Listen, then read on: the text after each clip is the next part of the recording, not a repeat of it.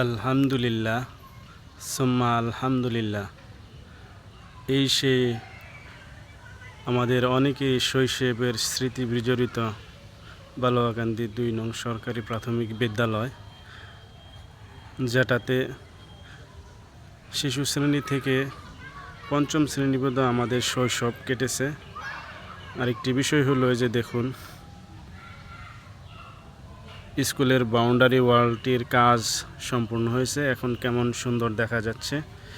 ধন্যবাদ জানাই সেই সব মহতী মানুষদের যারা এই স্কুলের এই স্থানের সমস্যাটি সমাধান করে বাউন্ডারি ওয়ালের কাজটি দ্রুতগতি এগিয়ে নেওয়ার জন্য সহযোগিতা করেছেন তাদেরকে। মাঠটি বেশ সুন্দর। বর্তমান দিনে কিন্ডারগার্টেনের আধিপত্যের কারণে সরকারি প্রাথমিক বিদ্যালয়গুলি সুন্দর এবং পরিপাটি হলেও প্রায় অনেক প্রতিষ্ঠানই শিক্ষার্থীর সংখ্যা কমে যাচ্ছে কিন্ডারগার্টেনের বদৌলতে। তবে একটি বিষয় খেয়াল করার বিষয় হলো, কিন্ডারগার্টেন কিন্তু নামে বেনামে বিভিন্ন জায়গায় গড়ে উঠছে।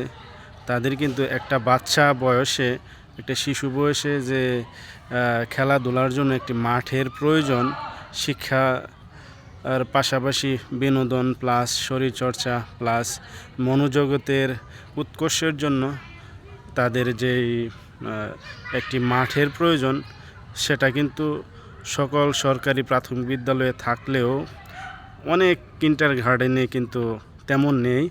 শুধুমাত্র একটি বিল্ডিং এবং আঁটো ক্লাসরুমে শিক্ষার্থীদের শিক্ষা দেওয়া হয়, কিন্তু তাদের মনোজগৎ বিকাশের জন্য, তাদের একটি সুন্দর মন গড়ে ওঠার জন্য এবং সুস্বাস্থ্যের অধিকারী হওয়ার জন্য তাদের যে একটি মাঠের খেলাধুলার প্রয়োজন, সেটা কিন্তু পাচ্ছে না।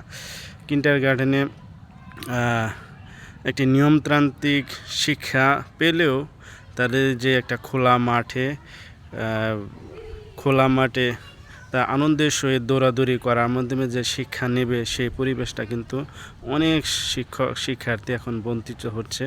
আমরা ছোট সময় যেই খেলাধুলা গ্রামের মাঠের ধুলো মাঠ মেখে স্কুলে লেখাপড়া করতে পেরেছি, সেটা কিন্তু এখন আর পাচ্ছে না।